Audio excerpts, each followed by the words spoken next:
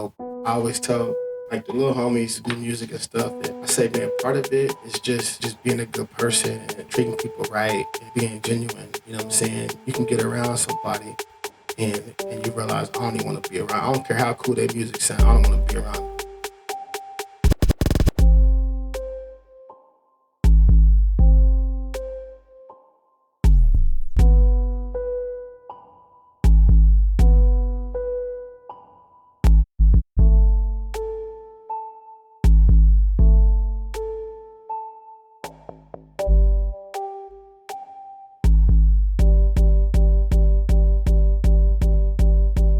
Hello again and welcome to Authentic on Air with Bruce Alexander. I am your host, Bruce Alexander. Today is a special day because Emmy Award-winning artist, activist, and entrepreneur Jabee is joining me in the studio.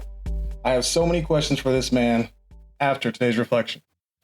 If you had the talent, drive, and connections to write a song about yourself that would be heard by millions of people, would you be honest? Would you use the platform to share a true account of your story or embellish a little, or even try to imitate someone else's story in hope of being accepted, complimented by strangers who know nothing of your truth? What does your answer say about your level of self-acceptance? Think about it, hop on Instagram, Threads, LinkedIn, or Facebook, and join the discussion on the episode 15 reflection post. Or make your own post and tag at Authentic Identity Management and use the hashtag Authentic Reflections, because I really want to hear from you. Type my song in the comments if you don't like the live song you are recording right now and you want help producing your authentic sound. I will reach out to you and set up a totally free consultation call to see how I can help you start living your authentic life. Embrace yourself as you are and value yourself enough to foster the growth you deserve. If you love the space we are creating on this podcast or want to help advance my mission of making the world a safer place for authenticity, here are a few ways you can support this show. Leave a review and tell me what you think is great, needs work, or you would like to see more of in the show. Follow the show on your favorite podcast platform or all the platforms you use. Use that share function. Send an episode of this show to someone you care about, post it on your social media, in your feeds, and in your stories. These are all free ways to promote the authentic mission. If you aren't comfortable being a spokesperson for authenticity, you can be a financial backer of the authentic mission by going to Patreon and searching Authentic on Air with Bruce Alexander and signing up for a membership. I am dedicated to the work of this mission long term, but I would love your help in more quickly making the world a safer place to show up as yourself. I wanted to reflect on combining honesty, creativity, and mass communication because my guest today has done just that. He has taken his talent and used it to pour himself onto the page, put it to music, and release it for millions to hear. I got to personally observe the development of this process because Jabee and I were facing socioeconomic struggle at the same time. Vaguely, somewhere in the early 90s, I would spy around corners and from the stairs of breezeways in South OKC as my brother and Jabee would draw comic book characters and exist unconcerned with the trials we faced as Black children with uncertain future. In the then titled Los Pueblos Apartments, I remember Jabee's energy being so much more sure of himself than I would ever feel even 20 years to come. My father's career at the fire department progressed, and with that came money, eventually some security, but then financing a divorce and a move with my mother and brother to a completely white suburb just outside of Catoosa, Oklahoma. I wouldn't see Jabee again until I moved back to OKC, live with my dad, and commute to the University of Oklahoma over 10 years later. He had run into my brother a few times in the local b-boy scene as he was pushing early CDs and my brother was chasing breakdancing glory. It was still just little brother in my mind, but he remembered me and was completely genuine and kind. I was in yet another phase of pretending to be likable, which likely read as fake and desperate, but I remember thinking, I hope he makes it. 2 successful restaurants, 8 albums, an Emmy, a Run the Jewels tour, and multiple other civic and musical accolades later, he sits across from me in my Authentic on Air studio. Welcome to the show, Jabee. Or thank you. That's a hell of an introduction. That's dope, man. You got a good memory. Not always. My wife will tell you that I can't remember anything in order ever. So I know what happened, but when it happened, not so good. I'm going to ask a couple of my stock questions to start out the interview, but it'll be a little different than I usually do because you are involved with 2 of my very favorite things, music and activism. Like, my activism tends to be what I call armchair activism, Facebook, social media, that stuff. But what you're doing is extremely close to my heart. The things that you stand for mean a lot to me. So I've got a lot of questions to, kind of get into the mind of an activist. No doubt. So first, can you tell the audience who may not know who you are, in your own words, who you are, what you do, and how you spend most of your time? Okay. Well, my name is Jabee, and I'm just, I'm from Oklahoma City. Um, you know, I do a few things. You ran down a bunch of them, but I think the to sum it all up is just, trying to be a a part of my community in whatever ways I can, and give back whatever ways I can, and just in the middle of that, sometimes you have to fight injustice. Sometimes you get to have fun. Sometimes you do other stuff. So, but yeah, it's just participating in my community, and using my time responsibly, and just trying to make an impact, and following the lead of some of the others that came behind before me. Excellent. Big question. If you were to wake up tomorrow and not want to rap anymore, not want to make any more music, and every problem that you had with society today was solved, what would you do with your life? Ooh, sleep. Okay. All right. Nah, I would probably, just spend more time with my kids and chill. Grab me a cool cigar and a bottle of Jameson and just kick back. You know what I mean? And do things I used to do, like draw. Paint. Um, stuff like that. So, one of my stock questions I try to ask everybody is how do you, in your own words, define authenticity? Um, you know, I guess for me, it's just first of all, have a knowledge of self, meaning you know who you are, you know why you're here, um, your value, and knowledge of self, and understanding your purpose, and and then living that out the best way you can. Sometimes it doesn't always turn out right. It's not always pretty. You might mess up. You might not always do the best you wish you could, but as long as um, as long as you try hard and never give up, that's all that matters. Um, I've been able to do a lot of things, and um, I don't always feel like they turn out the way I'd like them to, but I do them to the best of my ability, and I try really hard, and that's as authentic as I can be, um, and not be afraid of um, the ugly parts. Sometimes we like to just celebrate the good parts, but I think that people can learn from the bad and the ugly parts too. So yeah. I totally agree with that. Um, so, in an article speaking of the song Allegiance, you were quoted as saying, "This song is pretty much just me saying, listen, man, I define myself. People might have an interpretation of me based on one thing or what they saw or what they heard, but I don't have no allegiance to none of that.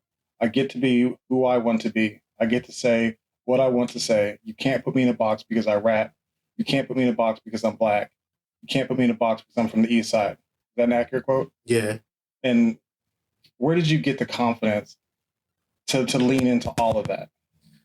Um, just some of it is um, probably just like I said, knowledge itself. But my mom was always there encouraging me, and just knowing, man, like we live in a world where um, people like to pretend they're perfect. People like to pretend and look a certain way, or you know, um, and all of that. And so I just learned along the way that especially with everything I do, I learned along the way that some people only know certain parts, and because of those certain parts, they feel like that's you, and or somebody might feel like they knew me when I was 15, and that's me, or they might knew me last year, and that's me, and none of that is true. You know what I'm saying? I get to decide. Um, and so I just, I just try to like, you know, just live in a place with my, or like in myself and in my own mind, knowing that when at the end of the day, it's gonna all be on me. And, when I'm gone, um, all that's gonna be left behind is what I did, you know what I'm saying? And how the things I said and did affected people. And so I gotta, really, be confident and be bold in the fact that, you know, um, right or wrong, I'm out here trying, you know what I'm saying, for real.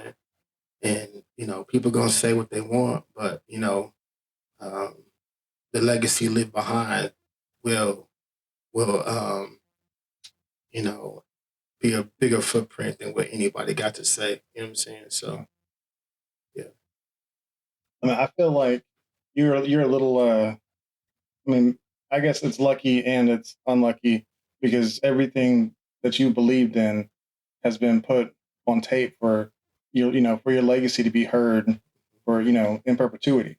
yeah, Like until this year and me starting this, like I've believed so many things. I'm kind of glad that they're not recorded yeah. because You I've been an know, idiot in the past. what's crazy is like I think about that sometimes. It's like I'm blessed that like for instance because of music, whether it's a release or a show or something, like I can always create something for me to look forward to. You know what I'm saying? And I just know like there are people who don't really have that. You know what I'm saying? Just living day by day. And they get excited. They get excited about things other people are doing. You know what I'm saying? I get to be excited and put energy into what I'm doing. And so and part of that is being able to leave stuff behind, and um, and I think about my kids and my family and stuff like that, and they'll always have my voice when I'm gone. You know what I'm saying? It won't be lost. They ain't got to remember. What it sound like. They can pick it up. I my you know my grandma just passed, and like um I got to sit and talk with her a week before that. We sat and talked for an hour or so, and just really chopped it up, and went through memories. I told her about stuff of that I remembered about her, and she told me about things that she remembered about me that I was too young to remember. But you know, um, I have her voice in my mind. You know what I mean? And I pray like as the years go on, like I'll remember what her voice sounds like. But you know, um, because I get to do music and because I've done so much, you can always, no matter if I'm gone today, you'll have, what I'm saying, stuff that my voice and that'll still be there. So, Yeah, I'd never considered that. I've only been doing this podcast for 3 months or so, and um, I'd never considered the impact of if I were to be gone today. There's 20 hours of me talking to other people that my kids can tune in and listen to if they, were ever miss my voice or whatever. And that's a powerful thing. yeah, it's important, man, Yeah. and, they might not understand it now, but, you know, they will, you know what I mean? So, yeah, it's important. Man. So you'll notice a little bit of a pattern as I'm like going through this that I'm reading your own words back to you because you're pretty nifty with the phrases. Like you're pretty you're pretty good at it. So I appreciate it. yeah, absolutely. And I really dug into your catalog as I was, preparing for this because I'd heard some of your music before and like I'm very sporadic with my listening patterns. Like I go back and forth and I'm all over the map as to what I like, but really getting into your music, I was extremely impressed with the lyricism for one, like that was really great. And then your actual taste in like production was really appealing to me. So and I was reading about some of your albums. So in my opinion, with Am I Good Enough and Black Future, you dropped two of the most cutting edge albums in structure and substance of our generation. Like I'd say they're right up there with Outkast, Speaker Box, and Love Below. Man, that's what's. I appreciate that. Yeah, and like that's one of my favorite albums of all time, Yeah. mostly because of the dichotomy that exists Mhm. in two really different albums that are under the same umbrella and also work together. Yeah. And so, really, with Am I Good Enough, I was like, how is he going to have four different producers like take sex? Like I'd never heard of that. Like, where do you get these unique ideas? Like, where do they come from? Part of it is just I think always trying to reinvent or outdo the last thing, and then also me being at this level, I feel like it's important that I try to do things that will people will notice. You know what I mean, and something different. And so that's what that was. Is I anytime I'm doing something, I try to especially with music, I try to always put the art first. When I first started, I'd be like, I'm just trying to out rap people, or I'm trying to be the best rapper, or I'm thinking about this line is somebody gonna think it's hard or not, but now I feel like with there being so much music and people being so bombarded with it, and it's so easy. It's so easy to be overlooked because there's like the internet, and like there's always a new rapper, and there's always something. You know what I mean? It's like I just always need to try to be more creative, um, and try and create a piece of art, as opposed to just dropping music. You know what I mean? And stretching myself too, and trying new things. It's more than just trying to be the best rapper and you know outdo people. I want to operate at a level that people that are really in the industry are operating at. You know what I'm saying? Yeah. So So Black Future to me was a moving experience. Like listening to that, intentionally from beginning to end. I was like, I literally the first time I heard the Black Future poem by, let me make sure I say her name right. Uh, Naja, yeah, Naja. Like I literally, well, I was in tears yeah, because to me, everything that she was, that future that she was uh, predicting was everything that I want for my kids, yeah, and it's everything that I never had. yeah. So, it really did move me. And what brought that poem to your heart, and then what inspired you to base an entire album off of it? So with Black Future, I always before I did it, I knew I wanted to I wanted Black to be in the title, and she and I started talking about doing the project together, and because whenever I would do shows, I would have her come up and open the show with a poem. Like she would be, I'd be like, "You got something ready? Because you gonna, you know what I'm saying? It'd be Mhm. spontaneous like that." And she would come up and kick something really, really dope, And after so many times of doing that, I was like, "Listen, this next album, I want you to be a part of, like in the studio, like working with me and going through ideas and stuff." And so we had sat down a couple times and thought through different things, and so um, um, it was 2015, and it was February. I was supposed to do I was supposed, but we didn't have a title yet, and I was supposed to do a Black History show, or it's Black History Month. They'll do like an all Black show at this event.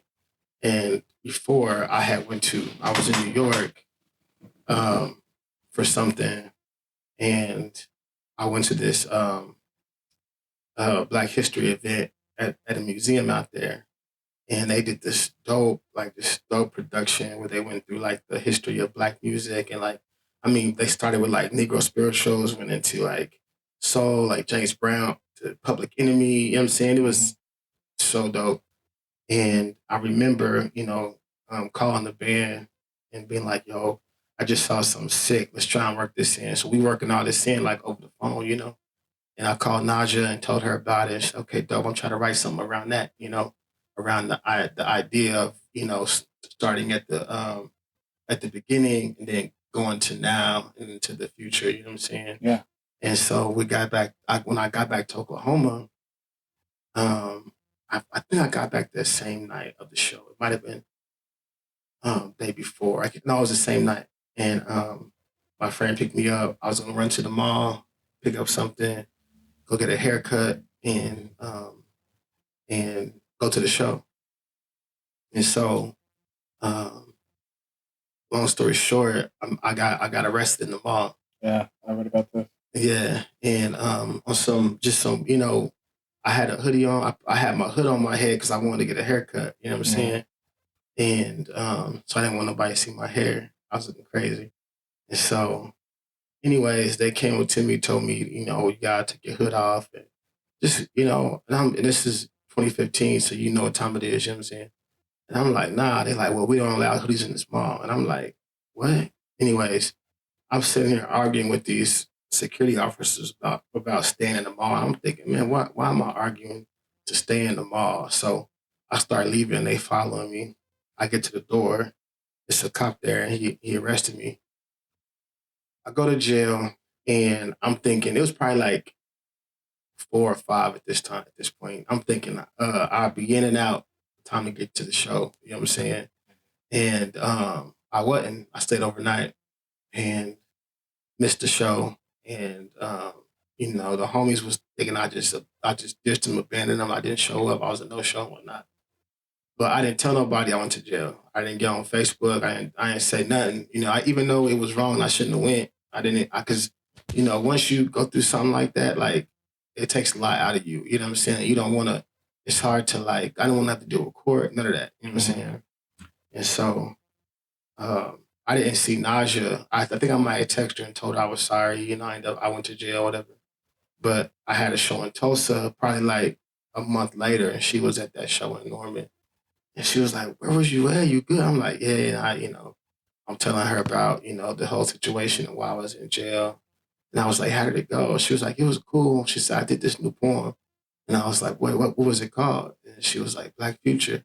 And I was like, "That's the album, yo. Wow. Let's get busy," And so that's how it came about. Man, let's talk a little bit more about that mall thing. Like reading about that, it blew my mind that you know this wasn't like 1990. This was 2015. This was not that long ago. For you to be in a public place wearing a hood is that's not anything. There's literally nothing there. Um, I gotta stay focused because I get kind of pissed off thinking about it. Yeah, no doubt.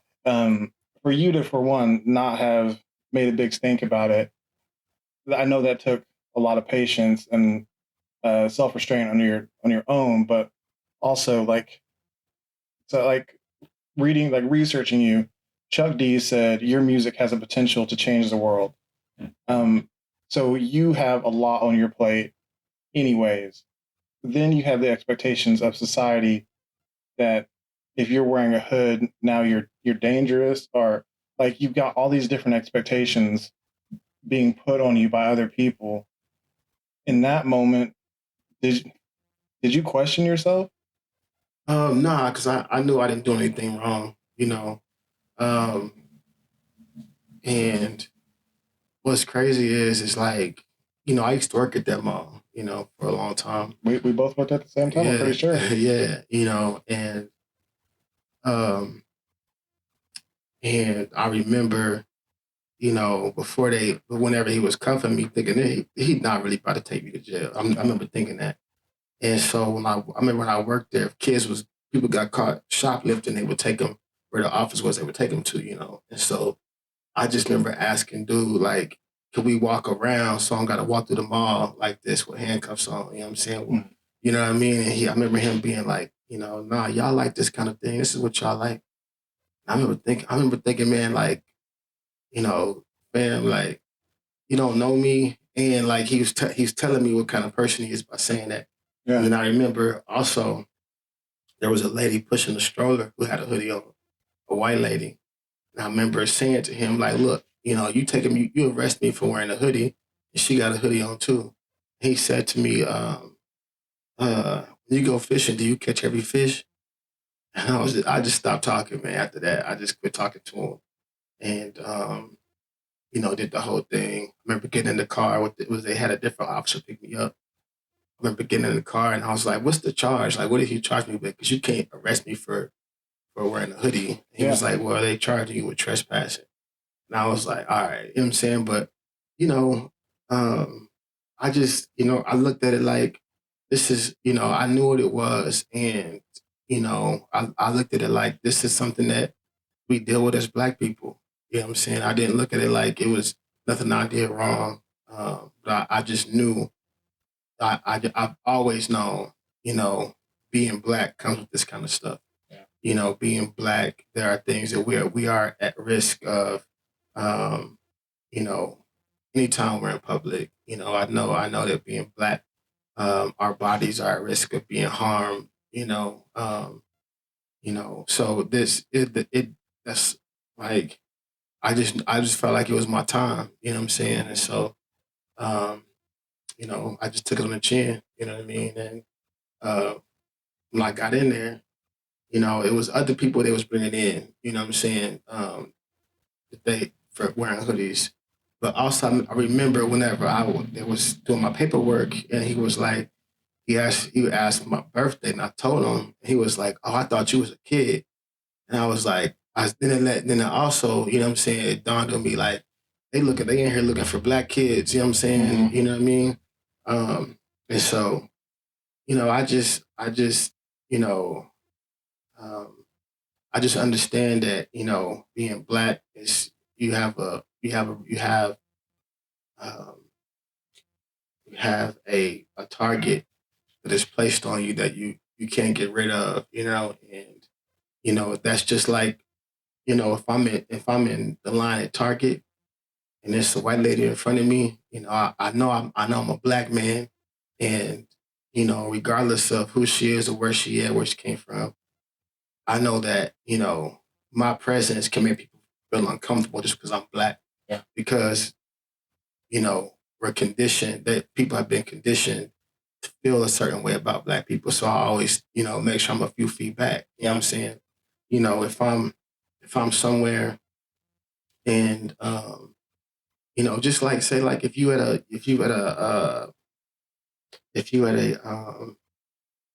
bar, and you sitting there with your girl and you having a conversation with your girl, and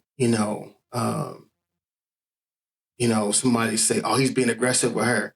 You just having a conversation, but if it was somebody white, that shit they just talking. You know what I'm saying? So, I just know that that's a thing. So I know that's what comes with it. And so at that moment, I didn't feel like what did I do, or feel like I was in the wrong. I just knew it was my time. You know what I'm saying? So the sign off I use for the show is be yourself and love yourself. Right. Mhm. I've had experiences similar to that one, and for me, it has made it hard to love myself. It has made because I have that same stigma branded into me that there's something wrong with me because I'm Black, and that's something a narrative I've had to take hold of and say it's not true. That's what society puts on you, but it's been a challenge Yeah. that I've had to actively deal with. Was that something that you struggled with before that, and did that make it any worse? Not before that. As a kid, there were times where I didn't understand stuff. Like for instance, whenever I was second, third, and fourth grade, I went to it's like an all white school. Elementary school, majority white. It's probably like three or four kids, two kids in my two Black kids in my class. Mhm. Me, I'll take that back. Three, me, Devon, and Janika, the only Black kids in the class. And my sister's class, she was the only Black girl in the class with no other Black kids. And I remember, you make friends with these kids, and like as you a kid, you wanna they have sleepovers and stuff like that. You know what I'm saying? I remember, they would have sleepovers, and you know, everybody get invited but me. You know what I'm saying? Or I remember one time, you know, um, kids would go home and ask their parents, and their parents like, nah, you know, And then I'd be like, well, just ask me, you can stay at my house then, Mhm. And I go home and ask my mom. Mom be like, yeah, they can come stay and stay the night, but they're not gonna be able to. And I'm like, why? And then sure enough, they be like, Mama said I can't stay. Then they get on the bus the next morning, they don't have to sleep over without me. You know what I'm Yeah. saying? And my mom had to tell me, you black. You know what I'm saying? Like, I remember, one of my good friends when I was in elementary at that same school, we was tight, real tight. Like I said, he's my best friend. And as soon as he got mad at me or we got into it, the first time he called me the N-word, you know what I'm Mhm. saying? Um, and, uh, I was probably like 8, 7 or 8. And my mom explaining to me that that's what he hears at home. That's what his parents are saying about you at his house.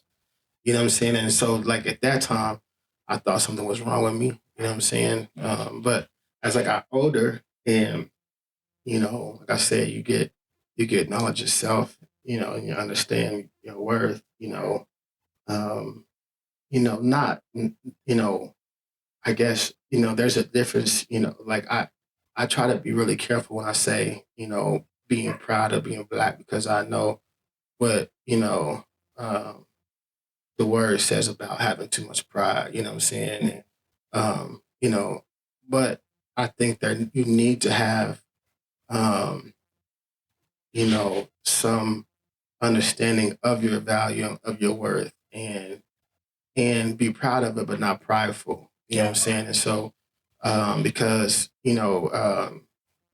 black people, in this country have done a lot. And for the most part, I believe we have been the moral compass of this country. You know what I'm Mhm. saying? Meaning, you know, we we're the first to accept people.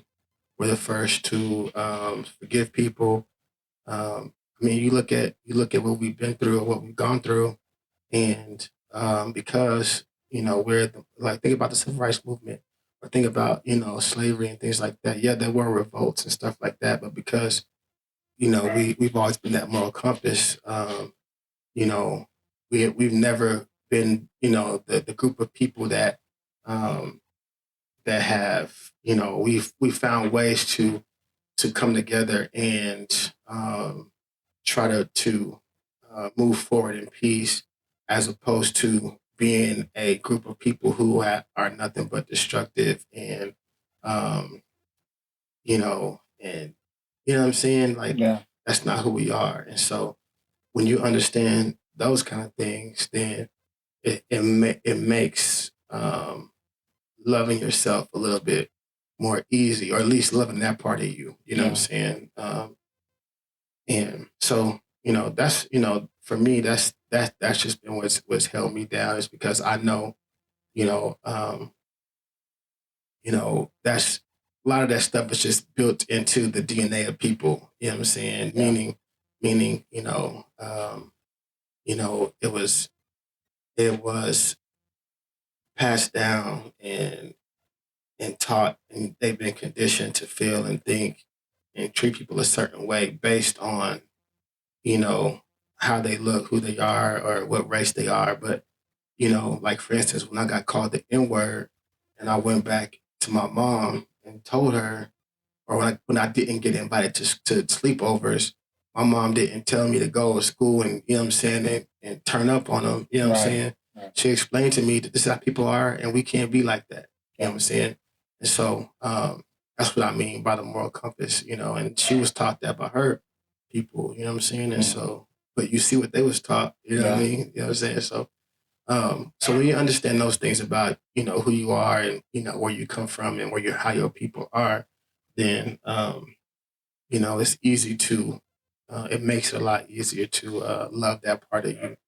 And yeah, when you see like, you look at just, our culture, it's pop culture, you know what I'm saying? Like people love it, you know what I'm saying? And, and,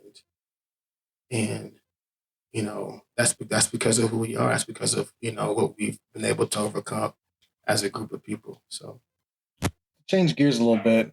Like I would say as an artist, you share a part of yourself every time you create something new. And music being such a collaborative effort, and combined with your love for sound exploration and the multitude of different producers and artists you work with, do you ever struggle to keep your own creative identity intact? Um,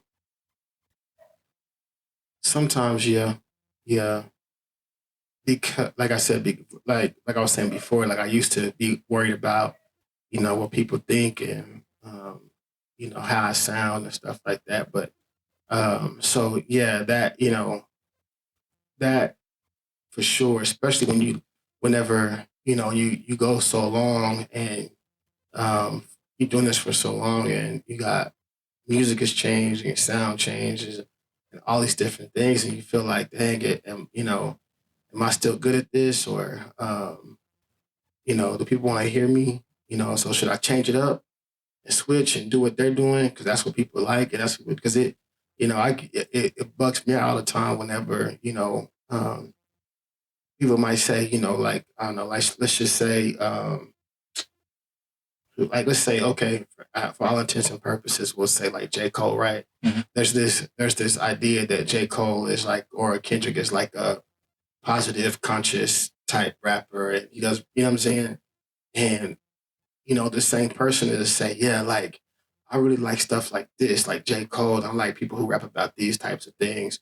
You get in the car with them and they listen to some BS, you know what I'm saying? It's like, well, I thought you or you could be like, you like J. Cole, well, better check out this person or that person.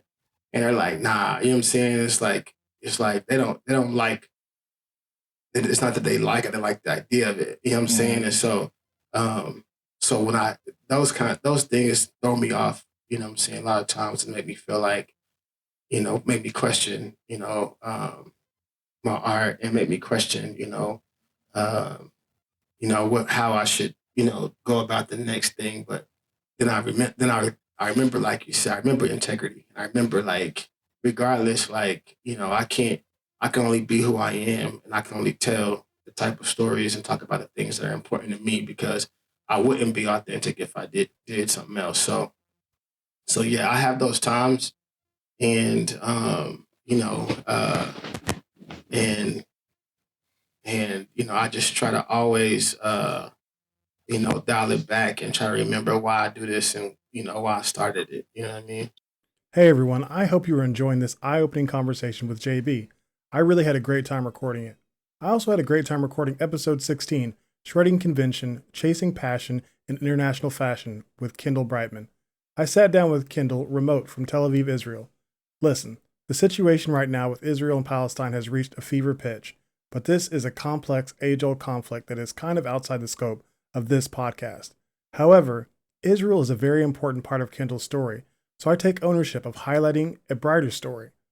Kendall's inspirational story is tent-poled by a huge decision to go against conventional wisdom, ignore opinions, leave her whole life, and risk everything to follow love across the world to Tel Aviv, Israel.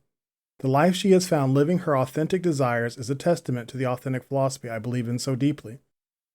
Follow Authentic on Air with Bruce Alexander on your favorite podcast platform right now so you don't miss it. If you love this great conversation with JB, you should also check out episode 6, Being Secure in the Uncertain, Carving Through Others' Expectations to Find Your Own Path in Life, with Evelyn Smith. The 23-year-old recent college graduate and the seasoned musician and entrepreneur may not have an obvious connection, but below the surface, both of these performers are doing it their own way. The self-awareness and reflective minds they both display have provided me with two of the most enjoyable conversations I have had to date. So go add that episode to your library right now, and we will get back into my conversation with JB. Thanks for listening. Yeah, that actually leads me to my next question, which you worked with two of my favorite artists in the entire world. You worked with LP and Killer Mike both separately, and then you toured with them together on the 2015 Run the Jewels tour. Um, that gave you a front row seat to the kind of success that they have, and they are also, they talk about a lot of things about equity and consciousness and stuff like that. But they've also been pretty open with saying that they dilute that message with, like, a lot of flashy distractions, so they aren't really seen as too much of a threat. Do you did that ever like seem like how successful they are? I mean, I'm sure that having, packed stadiums is not something that, is a turn off to you. Did that ever, think maybe maybe I should dilute my message a little bit and make it a little bit more, you know, just pleasing to hear to a wider amount of people to maybe get this kind of success? I mean, I don't. That's the thing. Like, um, I don't. I think there's a. Well, I don't see. I don't think that. You had to dilute your message. You know what I'm saying? I don't think. I think that you know, um, they, like I think with them, the world just finally caught up. You know what I'm saying? And you think about, you look at how long they've both been doing it. You know what I'm Yeah. saying? It's taken a long time to get to that level. So I think that's possible for everybody. Especially if you stay true to who you are. Now, I will say, like for them, like some of the things have changed. You could tell they got more ends now, you know what I'm saying? But um, they're still, you know what I'm saying? I feel like they're still the same. Um, and, outside of like, everything else, like they're like just legit, genuine people. And I think that's a big part of it too. I always tell like the little homies, who do music and stuff, that I say, man, part of it is just being a good person and treating people right and being genuine. You know what I'm saying? You can get around somebody and you realize I don't even want to be around. I don't care how cool their music sound. I don't want to be around them. And then you don't want to be around them. You don't want to listen to their music no more either. You know what I'm Mhm. saying? And so I think a lot of it is some of that too. Um, I don't know if I think there have been times where like, I have um, try to like be a little bit more simple and more catchy. But but not a lot. You know what I'm saying?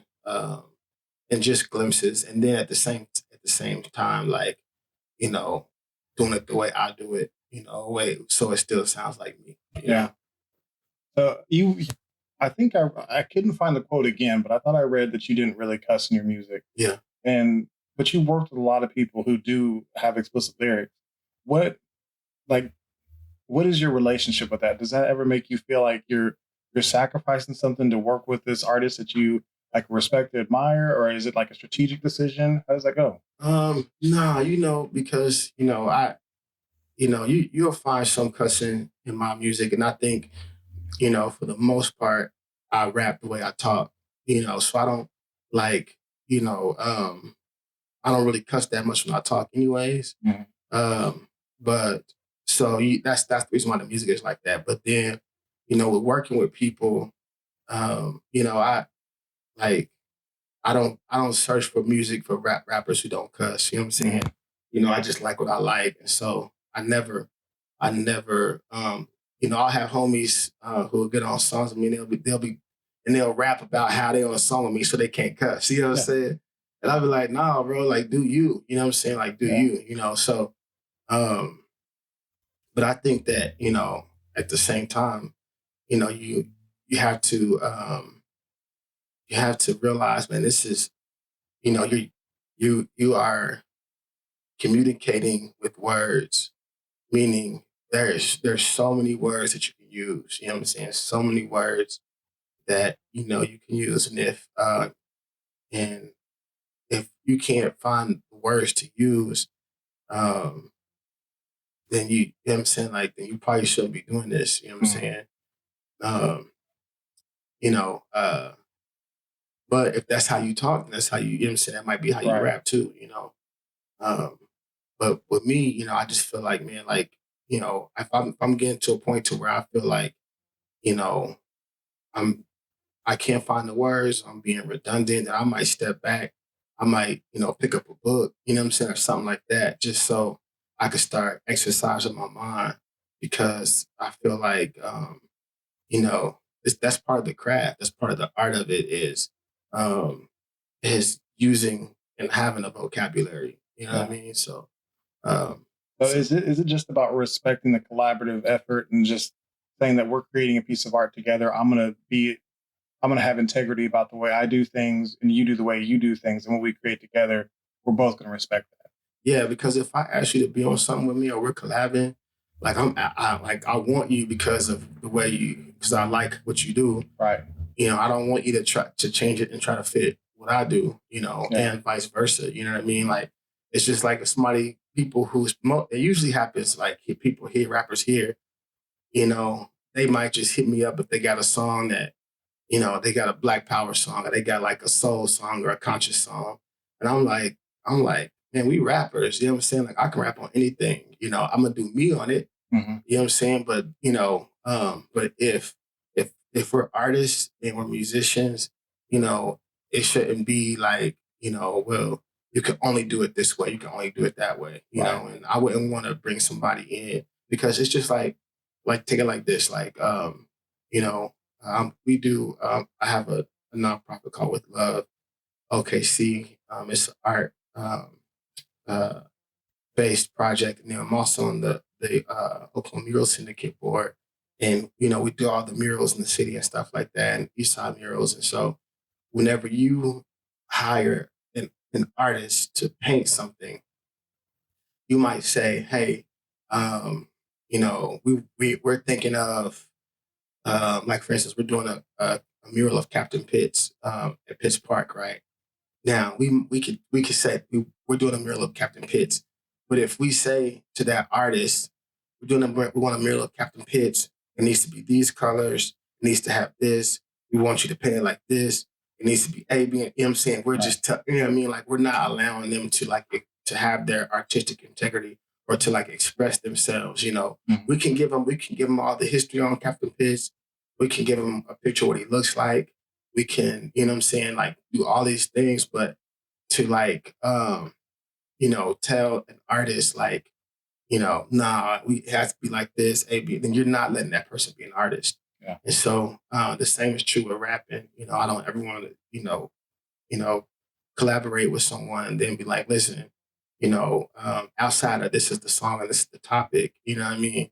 Say like, you can't say this, you can't say that, you can't say this. You know what I mean? Like, I'm not letting them be who they need to be. Yeah, I definitely feel that, and I respect that. It's just it seems like it would be a hard thing to do whenever you're having somebody. You've had some really huge artists collab with you to I don't know, to not want to be what they want you to be. Yeah. I guess I've never worked with somebody that I have such like huge respect for in that in that way.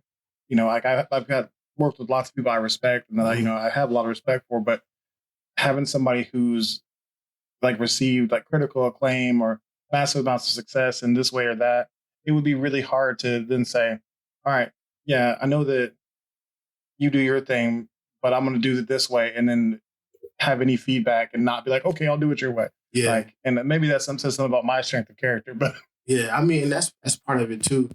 But so it's just like writing raps for people. You know what I'm saying? Like, Mhm.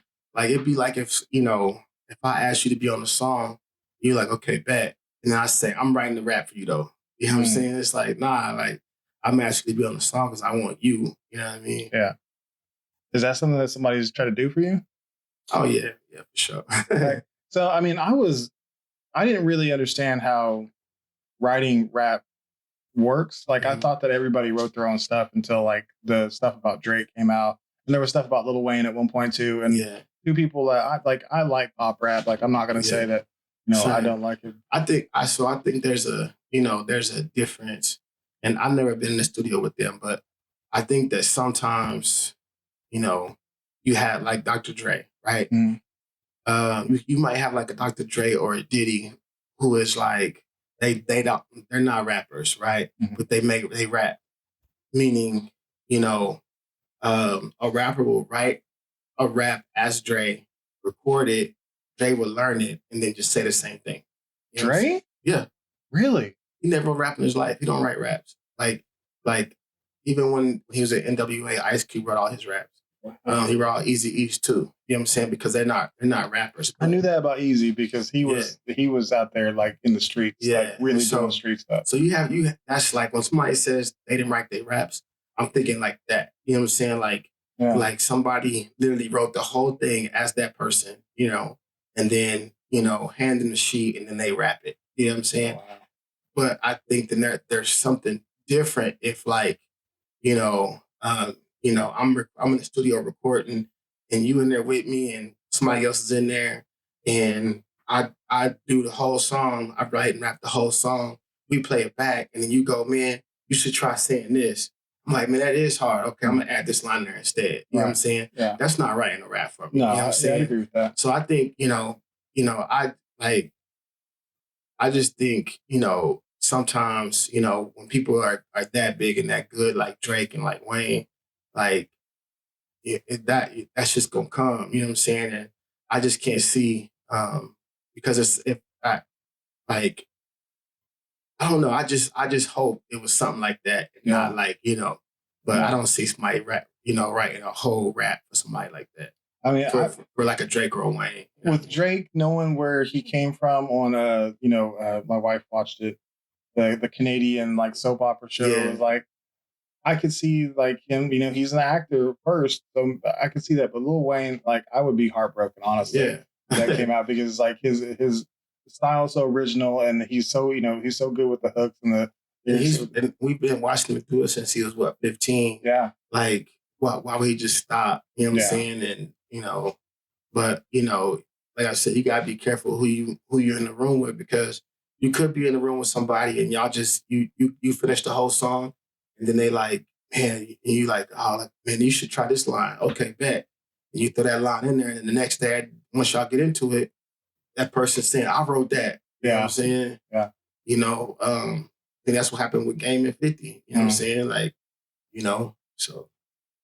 Do you feel like being a fan of rap, hearing, that firsthand account of, a rapper saying like, this is what it's actually like. Do you feel like as a fan of rap as well, you have a front row seat to some of like the backstage controversy and stuff like that?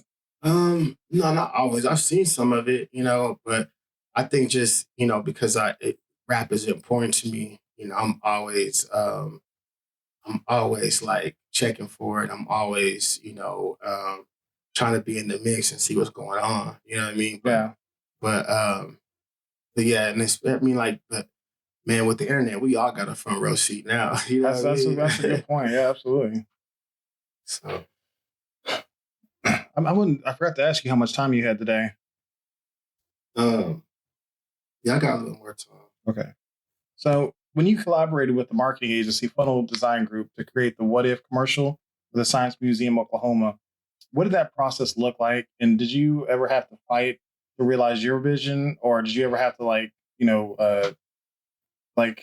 give away anything of yourself to get it made? Nah, like with that, that was a collaboration. Like we went back and forth on ideas and, I had a lot of input, on it. And, I think if it didn't fit me, I wouldn't have did it. You know what I'm saying? I've had opportunities to do certain things and be a part of different projects and, other commercials and even some movies and stuff. And I was just, I was like, man, if it make me look wild or if I got to change or, it just doesn't fit, who I am or who I want to be. I just won't do it, With that, I felt like it was important because of, what it was education for one. Two, that science museum, I used to work there as a kid. Oh, really? Yeah. And then three, like, I knew the people I was working with would make it dope, and they did, and so I'm just happy that, I got to be a part of it. And then I got to, make science and, and all these things sound dope, and write about, all these things um, that people don't really be thinking about. You know what I'm saying? It really, actually, what it did, it made me start thinking about making like a project like that where, it's aimed at like education and, I haven't done it, but I remember thinking, man, I should do something like this, like just make a whole project like that. Yeah. Because, those things are important. And, I have kids and you know what I'm saying? And education is important to me, and my children. So, this is random. I recently heard about a guy named Harry Mack. Have you heard of him before? it sounds familiar. He's on Instagram and TikTok. He like does Omegle and just like random people come up and he says, "Hey, let me freestyle for you," and they give him like 3 or 4 words and he freestyle raps like the most intricate raps I've ever heard. That's like just legit flat out. But then also for freestyle, it's insane. Um, do you have a different place in your heart for freestyle rap, or is that to you just this? Is it all just rap? Um, it's all just rap. Usually I'll do a freestyle like during my set when I'm performing. Mhm. Mainly because like it gets the crowd involved and I can, do what he does. And somebody give me some words and, pick some out your pocket and hold it up so I can see it and freestyle about it. I like that aspect of it. Or if like I'm in a battle with somebody, I like to freestyle that way. But it's all just rap. I think that, and it's not I think that the art of it is it's not lost, but it's not as utilized. You know what I'm saying? Like when like years ago, like something like that was normal. You know what I'm saying? It was just part of the hip hop scene, at a b-boy jam or whatever. You know what I'm saying? Like people just freestyle all the whole time. But and it wasn't like, you know what I mean? So but now, you know, you go to an average rap show and people gonna do 15, 20 minutes to their songs and they're gonna be off. And they're not even, then and they rapping over the song. So it's like there's no like real like um live performance to it. You know what I'm saying? You're not getting, you're hearing what you hear in the car, you know what I'm saying? Because they're just playing the track and rapping over it. But but I think, when you freestyle, you get to like, it's like it adds, what I'm saying, a little more value to people when they can do that, Mhm.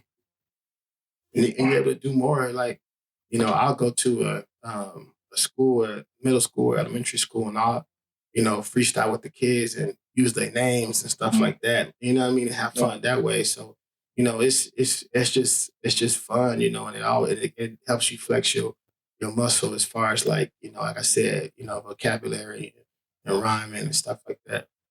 Man, you said something. Somebody asked you. No, this is one of your songs. You said they asked me how I became an activist. Somebody asked a question. I answered it. Mhm. Is that really what happened? Yeah, like, yeah, like, yeah, that's what happened. Um, it's, because I never really considered myself an activist, you know what I Mm-hmm. mean? Um, you know, even now, I like to, I feel like I'm more of a community organizer, more than an activist because I like, you know, the organizing is what gets the job done. You know what I'm saying? The organizers aren't the ones usually on TV talking, you know what I'm saying? But yeah, so just, you know, I feel like it was, um, what, when the kid got killed well, they ain't one of the kids got killed by the police, right? And Trayvon wasn't the police. it was after Michael Brown. Okay. Michael Brown. So, yeah, there was something to the interview, and they asked me my opinion on it. You know what I'm saying?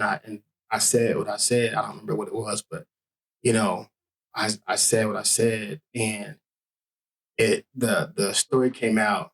Rapper slash activist. You know what I'm saying? Mhm. I'm thinking, dang, I didn't even tell them I was an activist. Like, but they got that based on my response to the question. You know what I'm saying? And um, so then, especially like 2020, Julius Jones stuff, a lot of people are going, man, I want to be a part and help. How can I be an activist like you? And it's like, I don't know because I never knew I was one until somebody asked me a question about a situation, Right. and based on my answer, I'm an activist. You know what I'm saying? Yeah. So I said, I don't know. Somebody asked a question, I answered it. You know what I mean? Yeah, So that was a dope line. thank you. Look, you talked about community organizing. Mhm. Community has been what seems like a huge part of your story. Do you think you could be the JB that you are today anywhere but Oklahoma City? Nah, only in Oklahoma City. Yeah, tell me why. Because um, my story is built around living in Oklahoma City. Oklahoma City, built and created me. You know what I'm saying? Um, and because Oklahoma City is the way it is, it makes it possible for a JP. Um, you know, I've been other places, and everything's so big, and there's so many JBs, and you know what I'm saying, Yeah.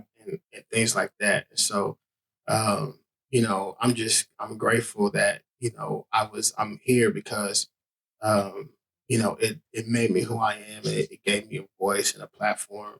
And I don't think in any other city my platform would have been the way it is. And like even when I go to different cities and places, I remember when I did Sway in the Morning. Um, the homie who rapped next to me, I thought he smashed me. I thought he way better than me. You know what I'm saying? But whenever it was done, they was excited about me. And they was only excited because he was from New York, and Right. he of course he from New York. Everybody in New York rap. Everybody in New York rap like him. You know what I'm saying? But I'm like, dude was nice. You know what I'm saying? But they're looking at me like we had no idea people in Oklahoma City was getting down like that. You know what I'm saying? And we had no idea Oklahoma City had all the things you were talking about. And so that just lets me know, like, being from Oklahoma City is the part of the story. You know what I'm saying? And um, I could be a rapper in New York City and just being full of rappers from New York City. Yeah. So But it seems like, I mean, with working with the Science Museum, I think they played your video with you in it, like before every Thunder game. Is that correct? yeah. I mean, that's a big community project there. It seems like Oklahoma City has, really embraced you as well. Do you feel that support, like whenever you go out and do whatever Oh project? yeah. Oh yeah. All the time. I think I think that's part of it too. And yeah, I can't explain it, man. It just makes you. It humbles you. You know what I mean? Like I don't know. Because I don't feel special. You know what I'm saying? I feel like I'm regular. You know what I'm saying? And I'm just doing me, and and doing what I'm supposed to do. But to have people support you and appreciate these things about you, and give you opportunities. It's a blessing, and it's definitely humbling. And like I said, man, all this, none of that. If I was any other city that has an NBA team, they can. You know what I'm saying? Name a city. They got 30 big rappers they could call. You know what I'm saying? Right. And so for the city here and the team here to give me opportunities like that, I just really appreciate it, and it means a lot. So Locally, I mean, to me, this you being here is a huge deal to me, because I know locally you're a big deal. But to you, do you feel like you reached the level of success that you want or that you aspire to? Like, nah, I don't, but I don't. I always try to decide if that's a good thing or a bad thing. Because I do want more. I want more success. I want more stability. I want to do a whole lot more.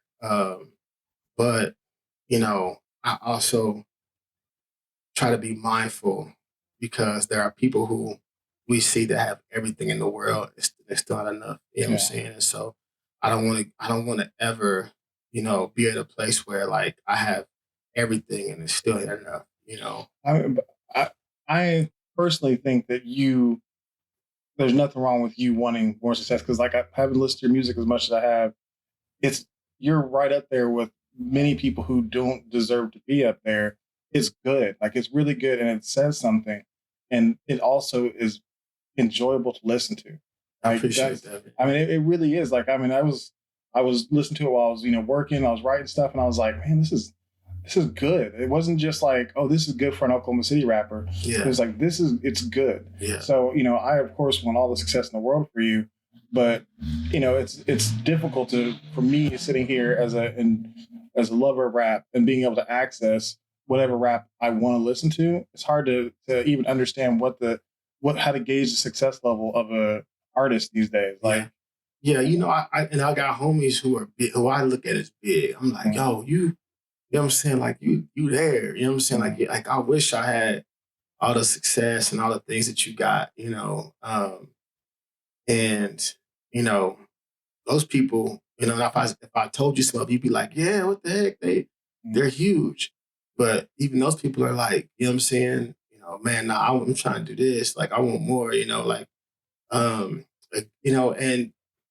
trying to, I hate to use this as an example because, but like, for instance, Kanye West, right? Mhm. Like he's somebody who has everything at his fingertips. You know what I'm saying? Legit, anything. He has the resources, he has the success, he has the money, he has, you know what I mean? Like, and so, but he's still somebody who feels like, you know, there should be more for him. You know what I'm saying? And he still feels like there are people that try to keep him from doing other things. You know what I'm saying? But in my mind, I'm like you're that person. You know what I'm saying? You know what I mean? So, an important thing to look at with all of that is he's got all that, but he doesn't have the mental health. Yeah. Like Kanye West is my favorite rapper of all time, hands down, not even close. But he's not my favorite person because he can't be consistent in his values. He does stuff that makes you question: is this person anywhere close to who I think he is? And that's scary whenever you're like, oh, that's my favorite rapper. It was like his music is something that I take totally separately because it's just amazing. Yeah, no doubt. And I agree. He's a dope artist. But that's the point I'm trying to make is like, like I'm sure he would want to be, you know what I'm saying, okay in his head, you know what I'm saying, or want to be okay in his relationships, want to be okay, you know what I mean? So like, there's, what do, like to for more success, what do I have to sacrifice? You know what I'm saying? Yeah. You know what I mean? Like, am I sacrificing time with my kids? Am I sacrificing my mental health? Am I sacrificing being able to walk into a Walmart and buy, a carton of milk? Am I, you know what I'm saying? What am I really sacrificing? So, so how much more do I really want? Right. But I think for me, I just want to be at a place where I can comfortably, take care of my family, uh, have stability and peace. You know what I'm saying? And be able to create when I want to create, and be able to build things when I want to build them, and be able to take care of people when I need to. Well, I mean, as far as building things whenever you want, you in the last 5 years, you started 2 new restaurants and 2 new like other ventures on the east side. Yeah, that sounds like you're creating at a. I'm trying, man. Yeah, I'm trying.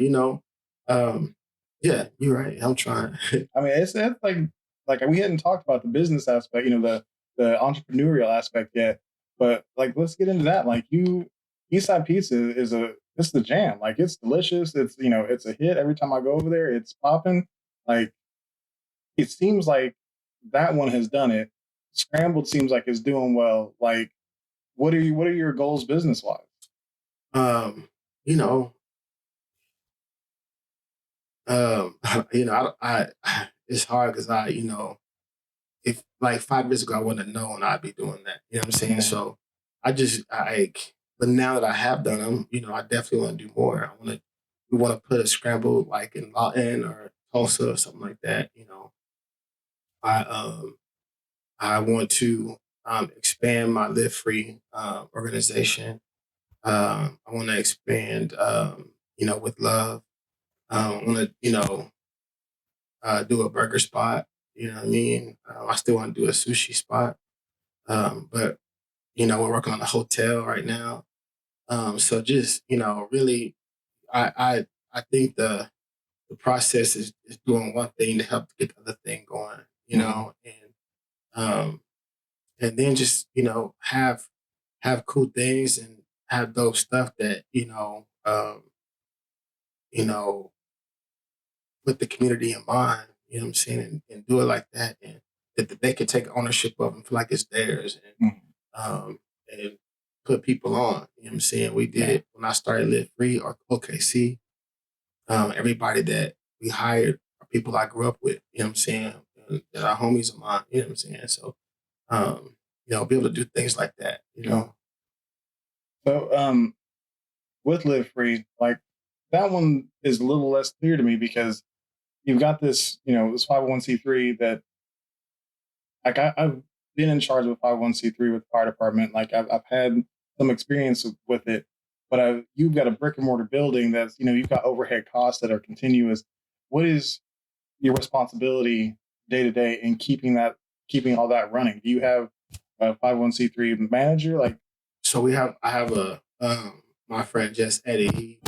He does our uh, operations and finance stuff, But the way to keep all of it going is to be successful in reducing gun violence. You know what I'm saying? We want to see a 20% reduction in this year in Warrior 7, and that's the way that's when we can be successful as we do the work. 20%. That's a big ask. Gun violence has stayed pretty consistent for like 20 years. Yeah. So I appreciate you having big goals, but is it a failure if you don't reach that?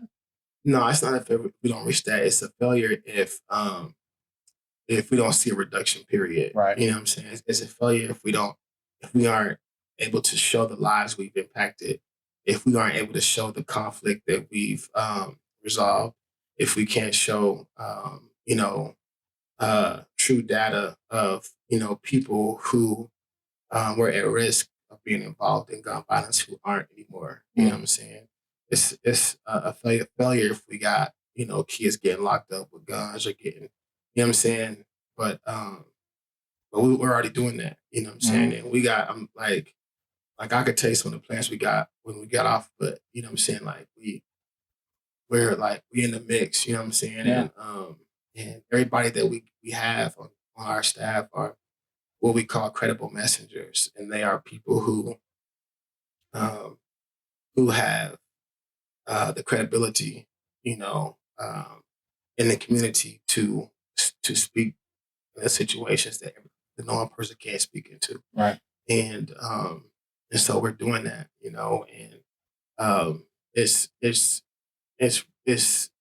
it's probably the most important work I've been able to do in a long time. So how do you find time? Like, I mean, because I follow you on social, and I see that you're at. Luckily, you put them all posts, which was smart. But you're at Eastside Pizza, then you're at Scrambled, and like, are you actually take part in the day to day operations of all those things, or do you just can every now and then? So I don't. I have a GM and operator at Eastside Pizza, and I'm involved in like the more of like the look, the ideas, what we do, any events, planning, things like that. But they run the restaurant. So you're just marketing and branding and I don't, like community outreach, basically. Yeah, I don't try to not to get involved with the firing and hiring, any of that stuff. Let them do it, and then give them the freedom to run the restaurant.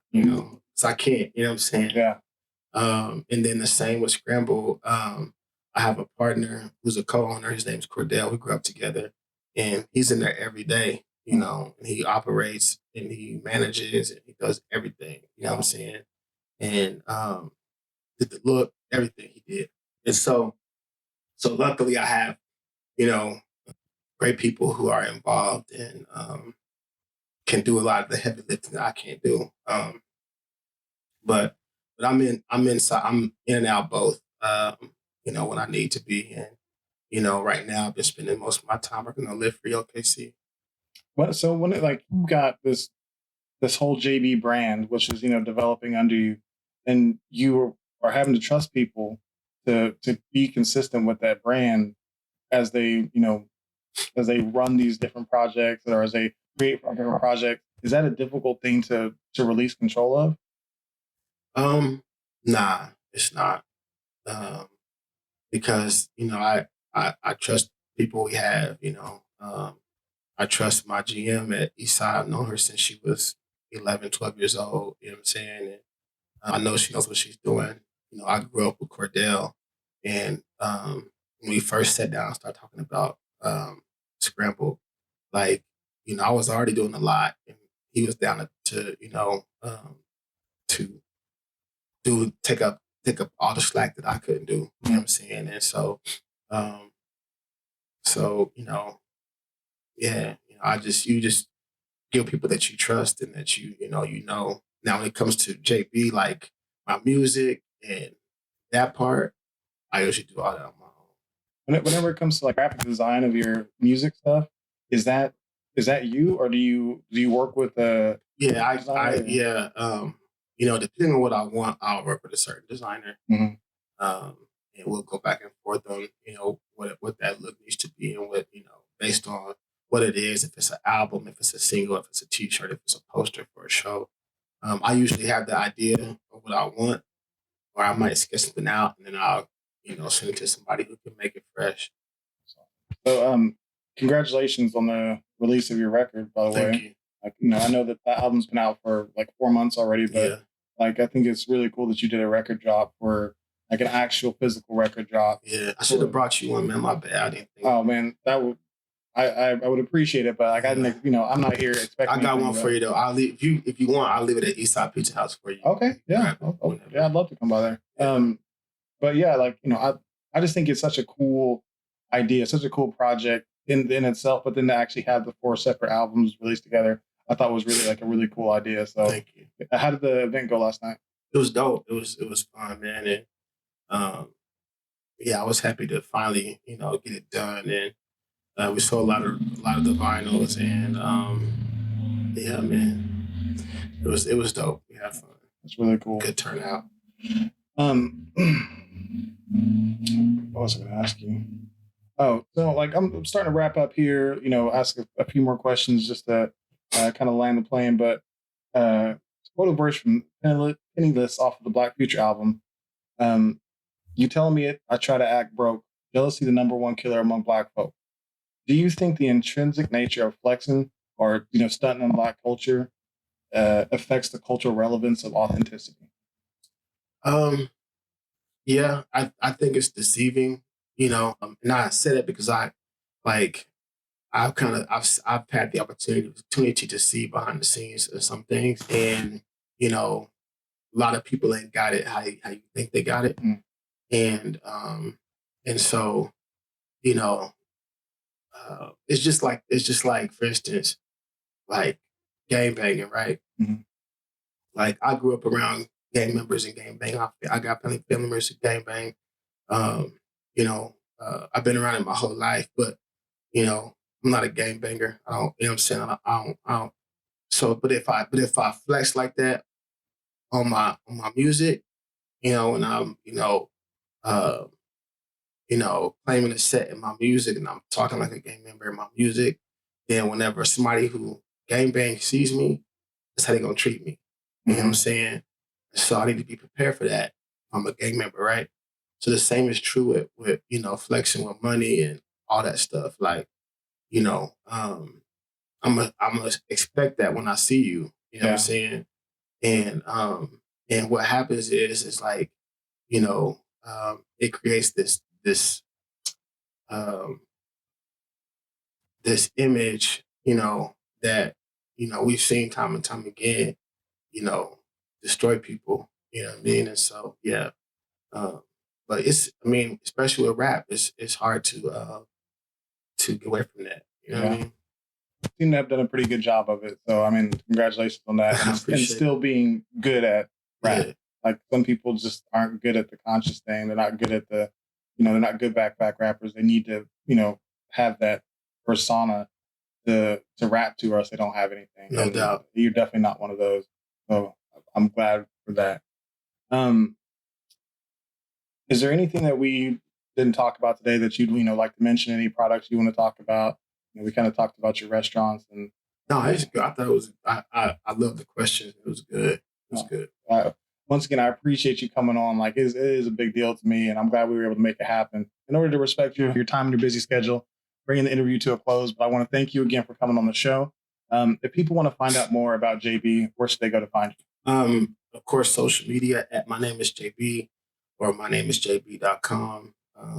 But yeah, I'm all those places. I also find you randomly at Eastside Pizza, Scrambled, Live Free, and what's the other one? With Love OKC. Does that have a physical location? No, we don't have a location. Okay. We usually opposite of Live Free. Okay. So. If you enjoyed today's episode, please give it a like, follow, share it with someone you think might enjoy it too, and also check out earlier episodes to support the future creation of great content. Don't forget to like @Authentic Identity Management on Instagram, Facebook, Threads, and LinkedIn. And also head over to the Authentic Bruce YouTube channel for podcast video, bonus content, and impactful clips from my conversations with these great guests. Finally, if you are struggling to show up as yourself in your content, your work, your family, or your life, I would love to help you.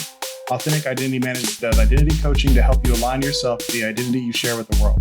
It's exhausting to live someone else's life. Live authentically and access the potential that belongs only to you. You can contact me on social or email at bruce@authenticidentitymanagement.com, and we can set up a free 30-minute consultation. That's it for today's amazing episode. So until next time, be yourself and love yourself. Bye, everybody.